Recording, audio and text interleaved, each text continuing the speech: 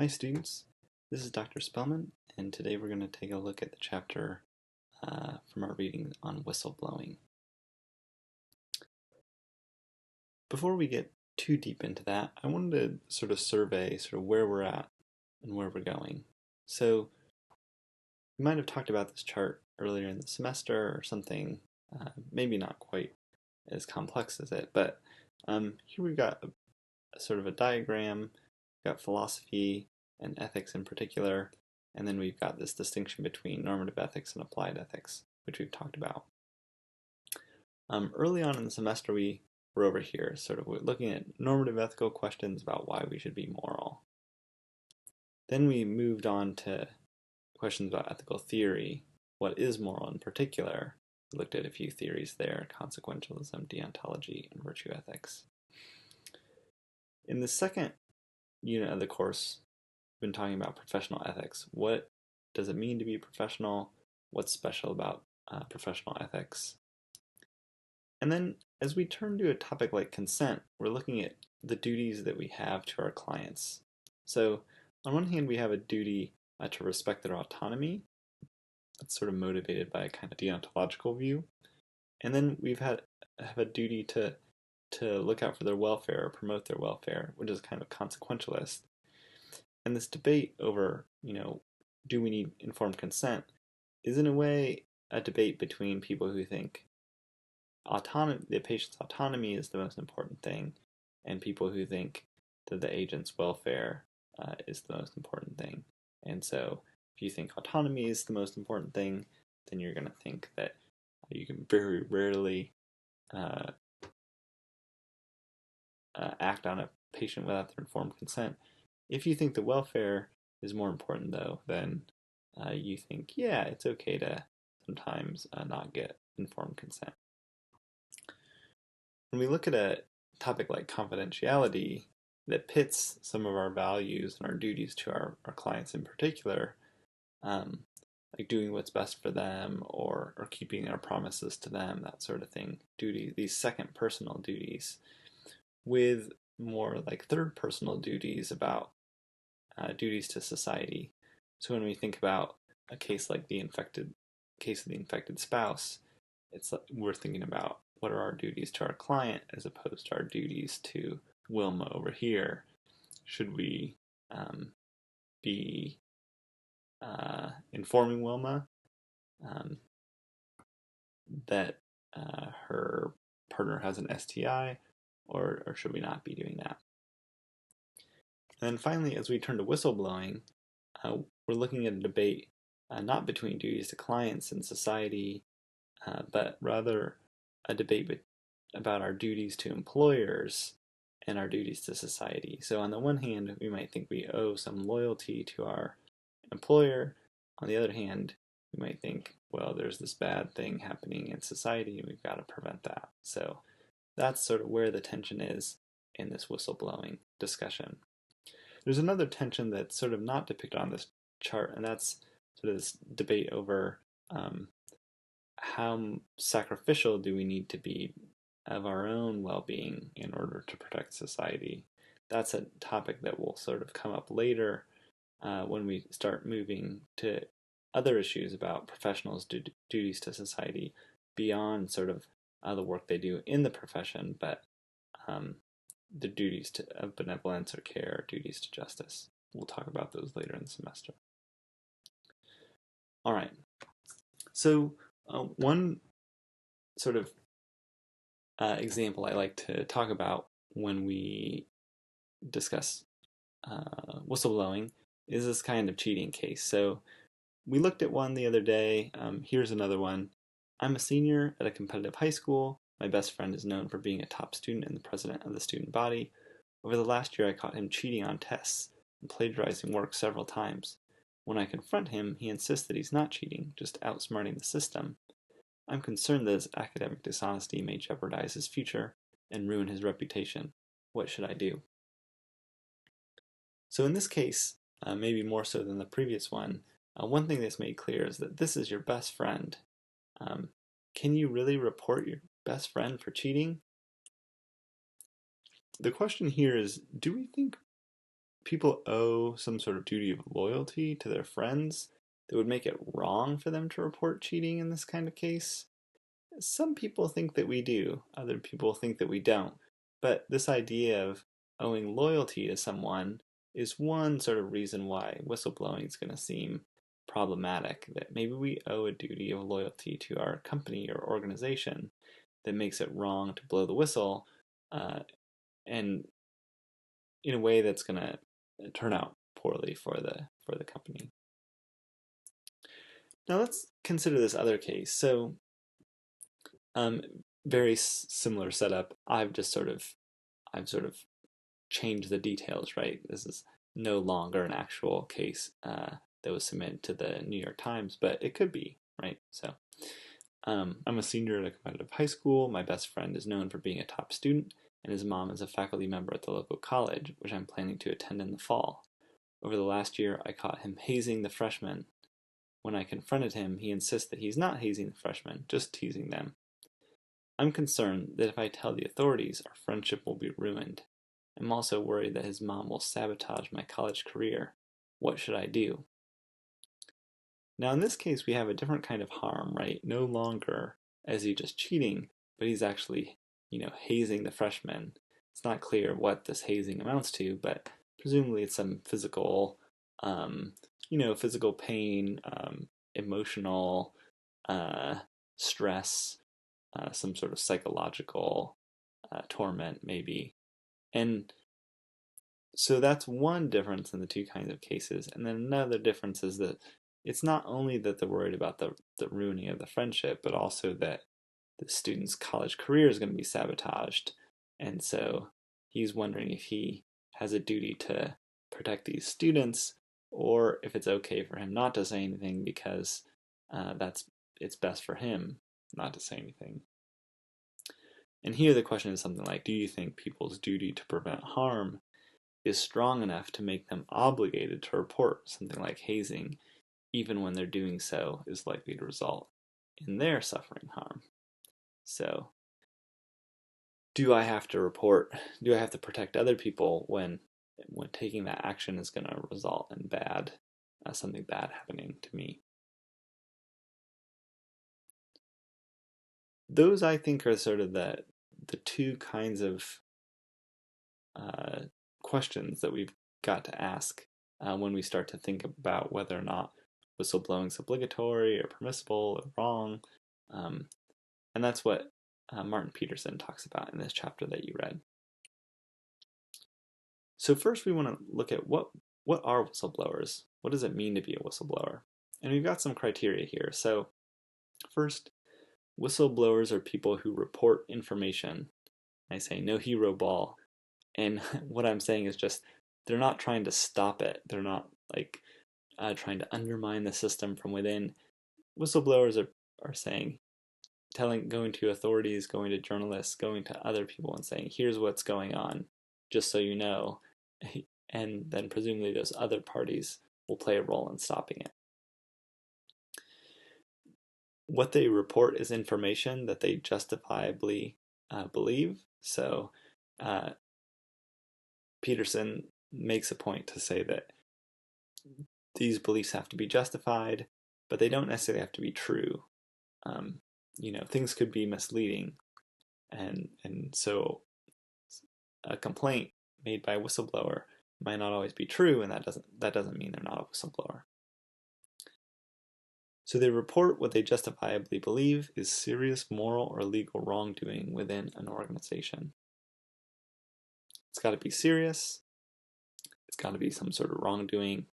They're doing it within an organization, right? So they're part of some group, but who they're reporting to is internal or external party. So a government authority, for example, is the kind of example that Peterson uses for an internal authority.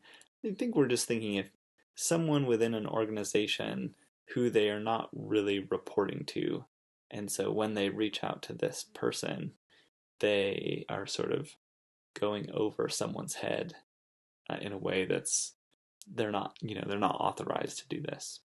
Or an external party, right? Like journalists. So if you're working in a company and they don't want certain information getting out, but you tell a journalist about this information, you're obviously not authorized to do that. And then the last point is that you're doing this, a whistleblower does this with the intention to prevent or stop the wrongdoing. Not necessarily to get even, but to stop the wrongdoing from happening. When should we blow the whistle? There are 3 different views that Peterson discusses. There's the harm preventing view, and this is a consequentialist view on which whistleblowing is permissible when it has the potential to prevent harm, and it's required when it's likely to do so. So when I say it's a consequentialist view, I just mean it's a view on which it's about maximizing pleasure and minimizing pain, right? So if there's going to be a bunch of pain, if you don't blow the whistle, then you've got to do it. And if blowing the whistle isn't going to prevent much pain and it's going to be bad for you, then you don't have to do it. The complicity avoiding view. This is a deontological or virtue ethical view on which whistleblowing is required when it's necessary to avoid complicity in wrongdoing. So here it's not so much about stopping some harm from happening, but rather avoiding being complicit in the wrongdoing yourself. And then finally, there's the autonomy protecting view. On this deontological view, whistleblowing is required when it's necessary to protect people's autonomy. So the example the book gives, I think that we'll come back to, is something like Edward Snowden. So the thought is sometimes a company is deceiving people, you blow the whistle so that the people aren't deceived any longer.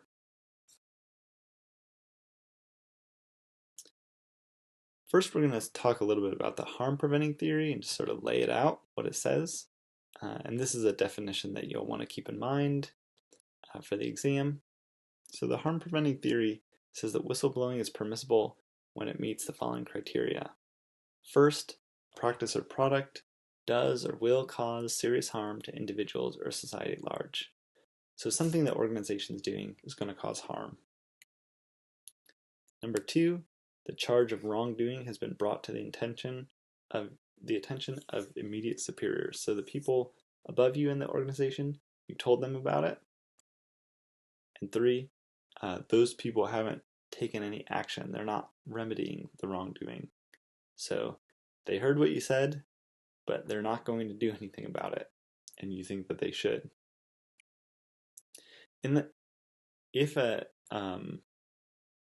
If reporting a bit of information would meet those 3 criteria, then it's permissible to do it according to the harm preventing theory. Now, whistleblowing is going to be obligatory when it also meets the further criteria. Number 4, there's documentation of the potentially harmful practice or defect. So you've got proof, right? You've got evidence that you can show someone that's going to convince them. Plus, you have to have a good reason to think that disclosing this information is going to avoid the present or prevent similar future wrongdoing. So you've got a reason to believe that if you disclose, if you blow the whistle, then you're going to be able to stop the wrongdoing from happening. Now, Michael Davis has this paper called Some Paradoxes of Whistleblowing. And in that paper, he's critical of the harm preventing view. According to Davis, he says, what makes whistleblowing problematic, if anything, is this high-minded but unexcused misuse of one's position in a generally law-abiding, morally decent organization, an organization that prima facie deserves the whistleblower's loyalty. So when we think about the standard view, which I'll skip back to for a second, really the debate here, if whistleblowing is controversial, the only reason it's going to be controversial is because the organization thinks it's not causing harm or doing anything wrong, and the whistleblower thinks that the organization is causing harm or is doing something wrong. And I think in some sense, that explains a lot of the disagreement between when someone blows the whistle and their organization is upset at them. There's some disagreement over that. Oftentimes the employer sort of thinks, we were going to catch that problem at a later stage. You blew the whistle too soon, or something along those lines. But what Davis is saying is that, in a way, it's not just the debate over whether or not harm was going to happen or not, but it's whether or not the employee was being loyal or trusting the company. So the issue is not about the harm, the issue is about the trust. And whistleblowers, in a sense, are disloyal, they can't be trusted. And when people get pegged as whistleblowers, right, they often have a harder time getting future jobs because other companies are worried that there's a lack of loyalty that this person's displaying. Now you might think, why would someone have to be loyal to an organization that's doing something wrong? And here's the idea. So imagine that you're part of an organization that generally does a lot of good stuff. So maybe you're at a hospital or a college, or you're at an engineering firm. And the work that you do on the whole makes people's lives better. You're making a positive influence in the world. And then there's this one area, though, where things aren't looking so good. Maybe people are making mistakes, or it's not being, the people who are working that area aren't being watched very carefully by superiors. And the thought is there's this part of the organization that's maybe not doing the right thing.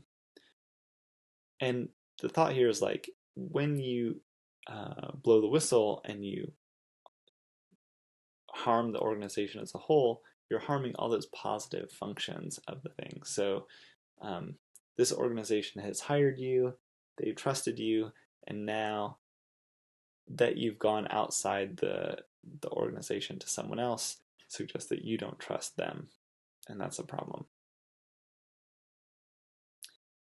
So here's how Michael Davis sort of frames one of his objections. He has a number of objections, but I'm going to focus on this one. So Davis points out that according to the harm-preventing view, whistleblowing is permissible only if a practice or product does or will cause serious harm to individuals or society at large. And he uses the example of Roger Beaujolais in the Challenger disaster. He points out that in that case, the harm had already occurred, right? Beaujolais had tried to warn NASA not to launch the Challenger, but they did it anyway. The astronauts died, and sort of, in a way, the company knew what happened. They knew what the problem was. So why did he have to sort of go public and criticize his own company, right, about what they did? If the harm-preventing view is right, that the only reason that whistleblowing is permissible is because it's going to prevent harm, and it doesn't seem like Beaujolais is justified in blowing the whistle because it doesn't look like that his company was going to cause any future harm, right? The thought is they sort of learned their lesson. So this leads Davis to sort of move in a different direction, come up with a different theory of whistleblowing. So he writes, Beaujolais' whistleblowing came after the explosion. In testimony before the Rogers Commission, by then the 7 astronauts were beyond help, the shuttle program was suspended, and any further threat of physical, financial, or psychological harm to the public was, after discounting for time, negligible. Therefore, we might better understand what justifies most whistleblowing if we understand the whistleblower's obligation to derive from complicity in wrongdoing rather than from the ability to prevent harm. So what he's saying here is that if we look at Beaujolais' case, we see that what he was shooting for wasn't to prevent harm, rather what he was shooting for was to avoid being complicit in wrongdoing. So he thinks that is what explains why people have to blow the whistle when they do. So here's Davis's complicity avoiding theory. So whistleblowing is required when it meets these criteria. 1, what you will reveal derives from your work for an organization. So what you're revealing is something you learned while you're working for the organization, the company, whatever. 2, you're a voluntary member of that organization. Here the point is not that you're a volunteer, right? You're working for free. Don't make that mistake, right? The point is rather that you're working for the company of your own free will, right? Someone who's enslaved can't be a whistleblower because they're not working for the organization of their own free will. 3, you believe that the organization, though it's legitimate on the whole, right? So it's not a drug cartel or something like that, is engaged in serious moral wrongdoing. So when you snitch on a drug cartel, right, you're not a whistleblower, right? And the reason here is because the organization is not legitimate. 4, you have to believe that your work for the organization will contribute to the wrong if you don't publicly reveal what you know. This is the complicity condition, and it's a little bit vague, right? So what does it mean to say that your work for the organization will contribute to the wrong if you don't reveal what you know? How closely involved do I have to be in order to be complicit in wrongdoing? That's a question we're going to look at in a minute. 5, you're justified in beliefs 3 and 4. So you're justified in thinking that your organization, the legitimate, is engaged in wrongdoing, and you're justified in believing that you're going to contribute to the wrongdoing if you don't reveal what you know. Finally, number 6 is that beliefs 3 and 4 are true. They're not only justified, but they're true.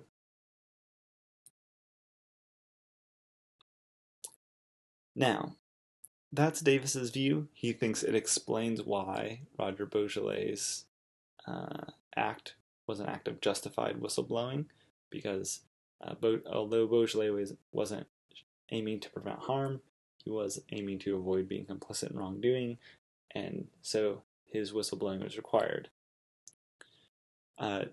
David Klein writes a paper on complicity theory where he's critical of Davis's view.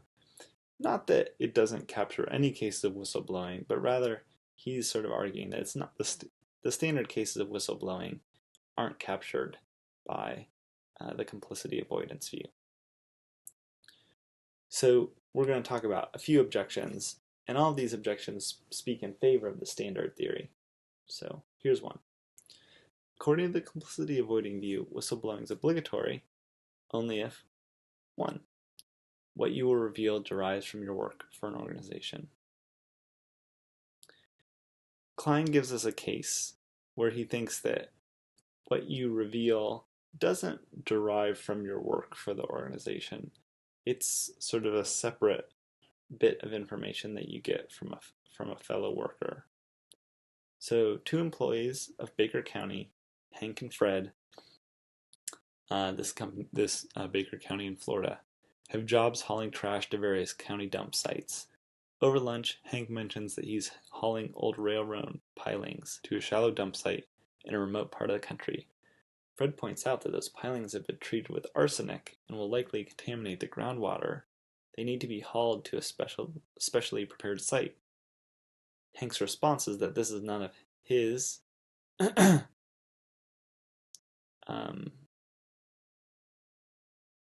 should be Fred. Fred points out that yes. Hank's response is that that is none of Fred's business. Fred decides to go through the chain of command with no avail. A number of county leaders are focused on keeping costs down regardless of possible long-term health consequences. Fred goes to the press with what he knows. In this case, it seems like Fred is a whistleblower, right? But, and this is Klein's point, the information that Fred gets wasn't information that he got from his position. Now, he got it while he was working, but it wasn't official information that he got as part of his job. And so he thinks that it's possible that you can be a whistleblower even if what you reveal doesn't derive from the work that you're doing for the organization. All right, objection number 2. So according to the complicity avoiding view, whistleblowing is obligatory only if you believe that the organization is engaged in serious wrongdoing. But Klein thinks it's sometimes whistleblowing is obligatory even if you don't think the organization, the legitimate, is engaged in serious wrongdoing. Now, here I have this example of the person washing their hands. That's the thought here, is that the complicity avoiding view is a way of you to avoid getting your hands dirty by doing something that's sort of unsavory or unseemly. So the complicity avoiding view says you've got to blow the whistle whenever you're going to be complicit in wrongdoing. But Klein's point is that there might be cases in which you're obligated. The reason that the public requires or protects whistleblowers isn't so people can keep their hands clean. Rather, the reason that the public protects whistleblowers is because they want to prevent harm.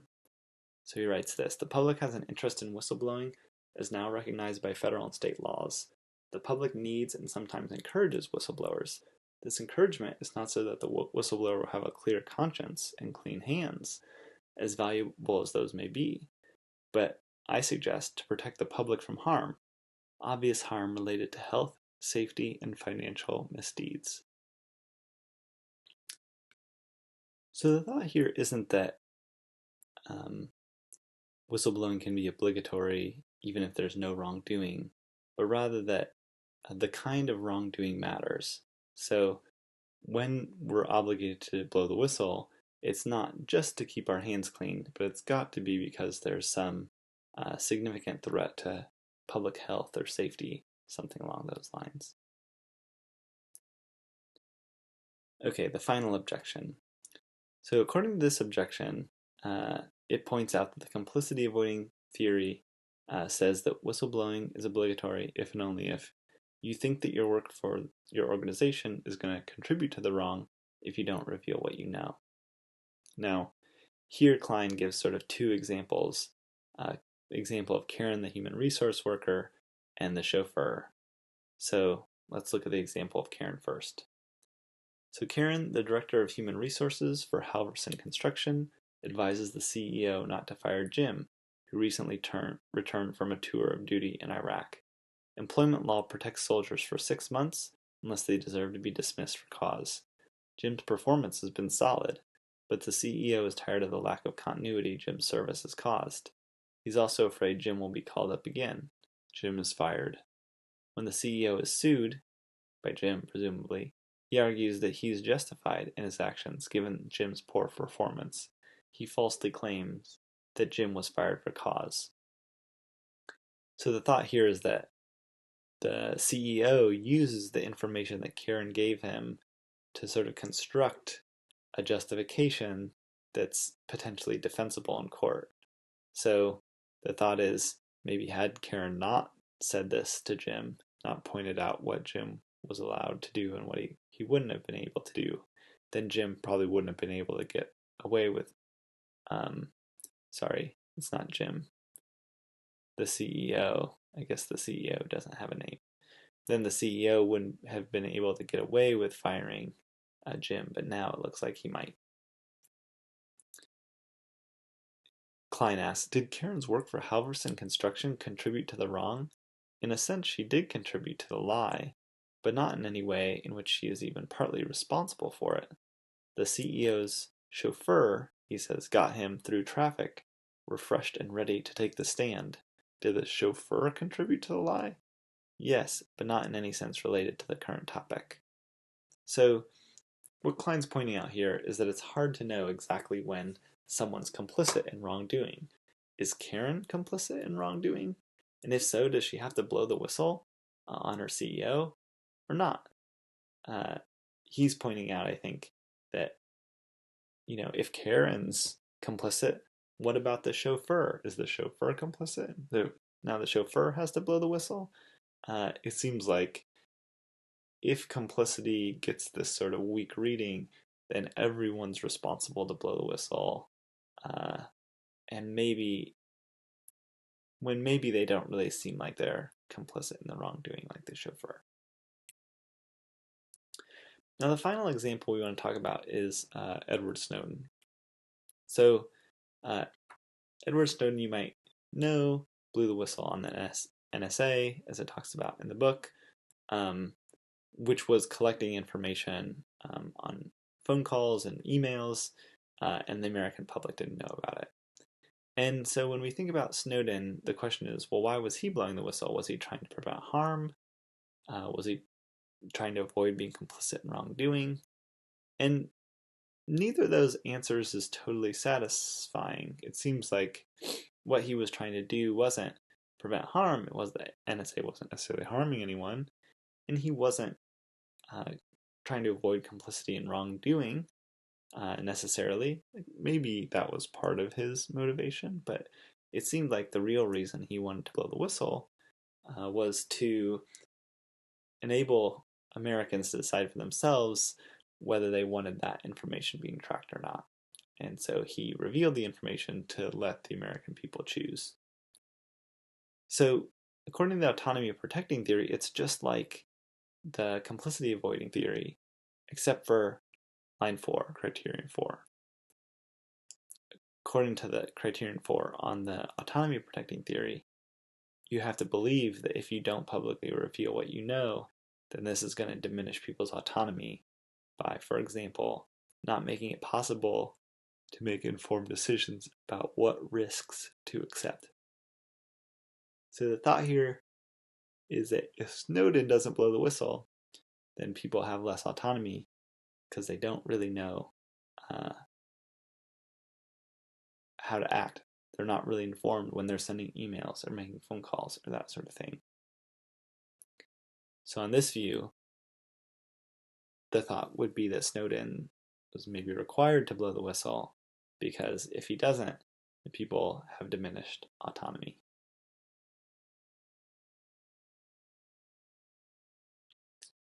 Now, in the end, we might ask ourselves, is one of these theories better than the others? Do we like the consequentialist, harm-preventing theory? Do we like the more deontological, autonomy-protecting theory?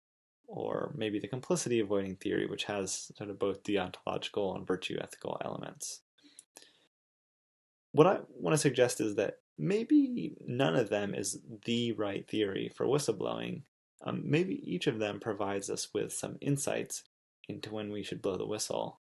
So I think morality at the end of the day isn't always about finding the one theory that gets things right, but rather there are just a variety of concerns, things that we need to take into consideration. We need to prevent harm. We need to avoid being complicit in wrongdoing. We need to promote autonomy. And so whenever you're in a workplace situation where you have information, right, about wrongdoing, it's violating people's autonomy, it's potentially going to lead to harm, it makes you complicit in the wrongdoing, well, maybe any of those cases is a case in which you should take blowing the whistle seriously, take that into consideration. Finally, we get some advice to potential whistleblowers from Peterson. Peterson has sort of 3 points of advice. His first point is that you should meet with a lawyer. Right? You want to know what you're doing before you start down this path. And the lawyer knows sort of the legal rules around whistleblowing and can potentially protect you from adverse consequences from your employer and others. So meeting with a lawyer is important. Advice number 2, make sure that you can prove your claims to others. Right? It does no good if you can't prove your claims because it's your word against the company's, and that will often end up poorly for you because you'll be fired and you won't have brought about any change. So ideally, right, you want to be able to prove your claims to other people. So collecting that evidence is an important part of the process. 3, try to be as kind as you can to your organization. So you want to give your organization a chance to fix its mistakes. You don't want to blow the whistle sort of as soon as you sniff something is wrong, because I think your organization can legitimately say that, hey, we would have done something about that if you had brought it to our attention. So Peterson points out, becoming a whistleblower should be your last resort if nothing else works out, right? And the easiest way to solve these problems is to take it to your boss. Hopefully your boss will fix things. But if not, then you have to start considering, is there anyone else higher in this organization I can take this complaint to? Should I be thinking about taking it outside the organization? Those are conversations that you should have later on, not the first step.